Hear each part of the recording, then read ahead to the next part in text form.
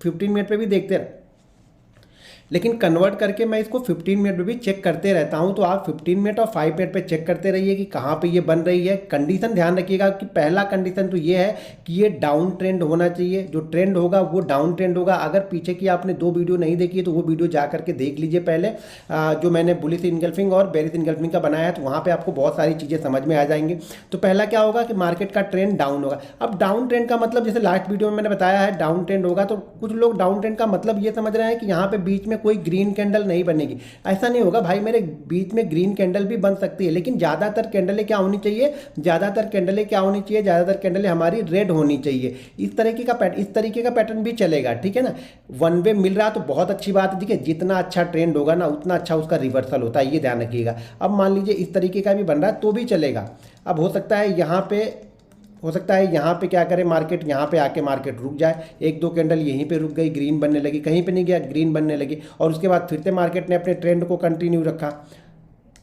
तो ये क्या हो रहा है, देखिए ट्रेंड कंटिन्यू है। यहाँ पे ध्यान रखिए, यहाँ पे क्या चल रहा है, ट्रेंड हमारा बिल्कुल कंटिन्यू है।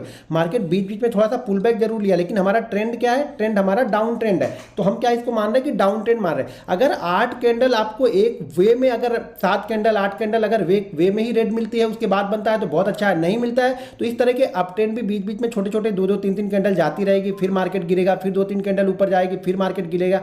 और यहाँ पर भी आके अगर आपको यहाँ पे मोरुबोजू कैंडल मिले, यानी बड़ी एक फुल बॉडी कैंडल, यानी इस पूरी बॉडी रहेगी, इसका वीक नहीं रहेगा, यहाँ पे कोई वीक नहीं रहेगा। बाकी सब में मान लीजिए जैसे वीक है तो यहाँ पे वीक नहीं रहेगा, ये फुल बॉडी कैंडल रहेगी। अब इन सब कैंडलों में मैंने बनाया नहीं है, लेकिन इन सब कैंडलों में भी क्या रहेगा, वीक यहाँ पे रहेंगे, इसमें वीक रहेगा, कहीं ना कहीं वीक रहेगा। और जो मोरुबोजू कैंडल होगी वहाँ पे क्या होगा, वीक नहीं होगा, ठीक है। यहाँ पे जैसे वीक है और बॉडी है तो यहाँ पे वीक नहीं होगा, फुल बॉडी, ये फुल जो है कि फुल बॉडी रहेगी, यानी फुल मोरुबोजू एकदम फुल ग्रीन यहाँ पे होगी। कभी कभी क्या होता है नीचे थोड़ा सा ये छोड़ सकता है तो भी हम इसको कंटिन्यू करेंगे, या फिर कभी कभी आपको ये पैटर्न भी देखने को मिल जाएगा, इस तरीके का मिल जाएगा कि जैसे यहाँ से तो फुल बॉडी आपको मिली लेकिन ऊपर हल्का सा यहाँ पे थोड़ी सी वीक मिल जाएगी, तो इसको भी हम मोरुबोजू ही कैंडल कंसीडर करेंगे, ठीक है।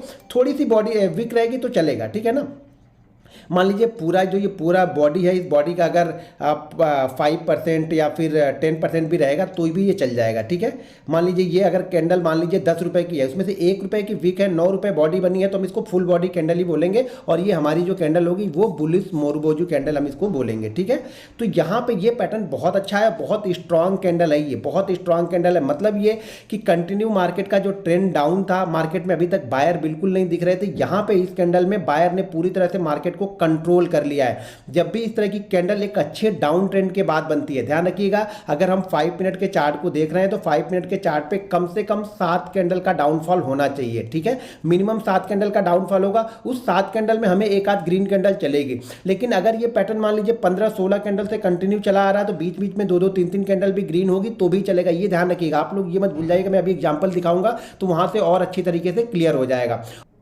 दोस्तों अगर आप भी हमारा लर्निंग ग्रुप ज्वाइन करना चाहते हैं तो वीडियो के डिस्क्रिप्शन में लिंक है, उस लिंक के जरिए जाके आप Zerodha, angel broking, Upstox, Reliance blue, fire, ICICI direct में किसी एक के साथ डीमेट अकाउंट ओपन करके आप हमारा फ्री लर्निंग ग्रुप भी ज्वाइन कर सकते हैं। और लर्निंग ग्रुप की जो लास्ट में जो ट्रेनिंग देने वाला हूँ वो जून मंथ में देने वाला हूँ। तो जून मंथ में ट्रेनिंग देने के बाद में ट्रेनिंग बंद हो जाएगी और सारी ट्रेनिंग आपको ऐप में अपलोड हो जाएगी, जो हमारा ऐप है उसमें अपलोड हो जाएगी, तो वहाँ से जाके आप ट्रेनिंग ले सकते हैं। तो ये हमारी कैंडल हो गई फुल बॉडी कैंडल या फिर बुलिश मोरुबोजू कैंडल। अब यहाँ पे ध्यान हमेशा ये रखना है कि ट्रेंड अच्छा होना चाहिए। देखिए जितना अच्छा ट्रेंड, देखिए जल्दीबाजी में मत ढूंढिए, कोई भी आराम से सुकून से बैठिए, शायद 2 दिन 3 दिन 4 दिन 5 दिन बाद आपको दिखे, लेकिन जिस दिन दिखे उस दिन हमें ट्रेड करना है। एक रिस्क मैनेजमेंट के साथ में ट्रेड करना है, मनी मैनेजमेंट के साथ में जब ट्रेड करोगे ना, जब इस तरीके के आप 10 कैंडल ढूंढोगे और 10 कैंडल का रिजल्ट आप देखोगे ना, तो आप बोलोगे कि हाँ यार वाकई में क्या गलती कर रहा था। 10 कैंडल में आपके 7 से 8 कैंडल के रिजल्ट बहुत अच्छे होंगे, 2-3 कैंडल एसएल भी करेगी, कोई दिक्कत नहीं। देखिए एसएल